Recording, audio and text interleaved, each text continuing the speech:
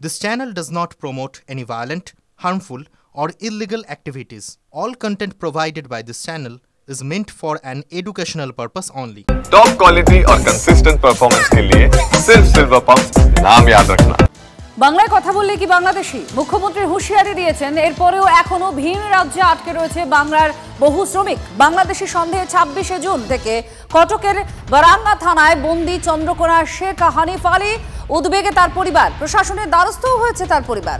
থানা, জেলা police super, মুখ্য সচিবের কাছেও তারা আবেদন করেছেন। পরিবারের অভিযোগ, হানিফের Aadhaar card, voter card, ration card সব আছে, তাও বাংলাদেশি সন্দেহে তাকে আটকে রাখা হয়েছে। খবর এসে মানে কাজ করতে করতে বলছে শুয়েছিল কোথাও বিল্ডিং এ, এখানকার বাসিন্দার নাই বলে তাকে তুলে নিয়ে গেছে। বাংলাদেশের বলছি। আবার বললো যে ওদের জমির বাস্তুর দলিল চাই। বাস্তুর দলিল তো সেই টাইমে হয়নি, মাঠ খসলাতে ওইগুলো হয় রেকর্ড। ওই রেকর্ড 1957 সালের রেকর্ড পাঠানো হয়েছে। রেকর্ড পাঠাবার পরে ওরা চাইছে যে না, দলিল না দিলে পরে আমাদের কোনো কার্যকারী করতে পারছি না। ওই টাইমের কোনো দলিল হতো না। আমরা চাইছি, সরকারের কাছে আবেদন করছি যেন আমার ভাইকে আমার ফিরিয়ে দেওয়া হয়।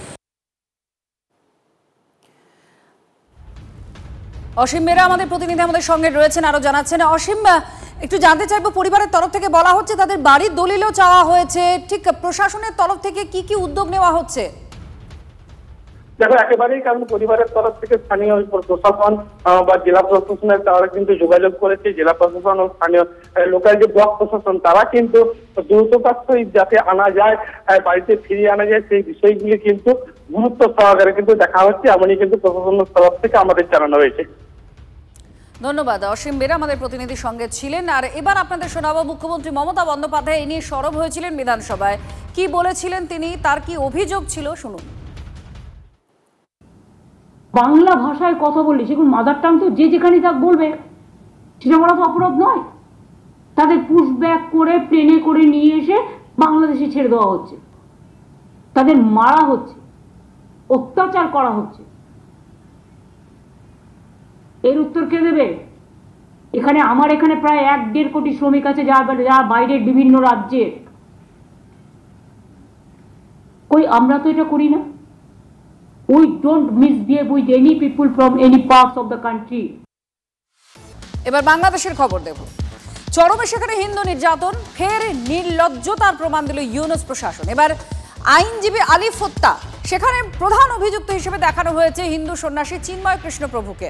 তদন্তকারী আধিকারিক তিনি বলছেন, চট্টগ্রামের আদালত প্রাঙ্গণে চিন্ময় প্রভুর উস্কানিমূলক বক্তব্যের কারণেই নাকি এই হত্যাকাণ্ড ঘটেছে। যদিও স্থানীয় সংখ্যালঘু সম্প্রদায়গুলোর দাবি, সম্পূর্ণ ভিত্তিহীনভাবে চিন্ময় প্রভুকে ফাঁসানো হচ্ছে। খুনের সময় চিন্ময় ছিলেন পুলিশের হেফাজতেই, তাহলে কেন, কোন যুক্তিতে পুলিশ হেফাজতে থাকা সন্ন্যাসীকে হত্যার মূল অভিযুক্ত করা হলো? এই প্রশ্ন করছেন বাংলাদেশের সংখ্যালঘু হিন্দুরা। তারা বলছেন এটা সম্পূর্ণটা হিন্দুদের টার্গেট করার জন্য চিন্ময় প্রভুকে এইভাবে অভিযুক্ত করা হচ্ছে। এক সংখ্যালঘু সন্ন্যাসীকে টার্গেট করা হচ্ছে। ইসকনের ভাইস প্রেসিডেন্ট কলকাতার রাধারমন দাস তিনি আমাদের সঙ্গে আছেন, তার সঙ্গে কথা বলবো। রাধারমন বাবু, আপনিও নিশ্চয়ই শুনেছেন যে চিন্ময় কৃষ্ণ প্রভুকে মূল অভিযুক্ত বলা হচ্ছে এই খুনে। ঠিক কি তথ্য আসছে আপনার, আর কি বলার আছে এখানে হিন্দুরাই কি তাহলে টার্গেট? এটাই কি টার্গেট হয়ে দাঁড়িয়েছে বাংলাদেশে? লাস্ট 1 বছর থেকে প্রায় আমরা ওটাই দেখছি।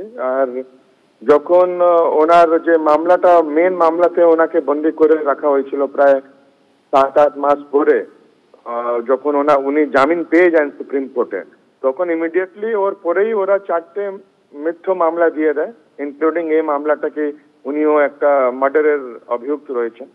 আমরা জানি কি ও যে ওকিল যার হত্যা হয়েছিল, যখন ওনাকে প্রডিউস করা হচ্ছিল কোর্টে ডিসেম্বর মাসে লাস্ট ইয়ার, তখন উনি তো পুলিশের কাস্টাডিতে ছিলেন। আর যখন যারা আক্রমণ চালায় ওরা, আমরাও জানি কি ওটা ওনার উপরে আক্রমণ হয়েছিল, আর ও আক্রমণতে একজন আইনজীবী মারা যায়। তো যখন উনি পুলিশ কাস্টাডিতে রয়েছেন, উনি কিরকম একটা হত্যার অভিযুক্ত হতে পারেন? আক্রমণে যখন উনি কাস্টাডিতে রয়েছেন, তখন তো পুলিশের দায়িত্ব ছিল কি যে আক্রমণ হবে, অ্যাটাক হতে পারে, ওটা শান্তি বজায় রাখা। কিন্তু উল্টো হামলা চালানো হলো।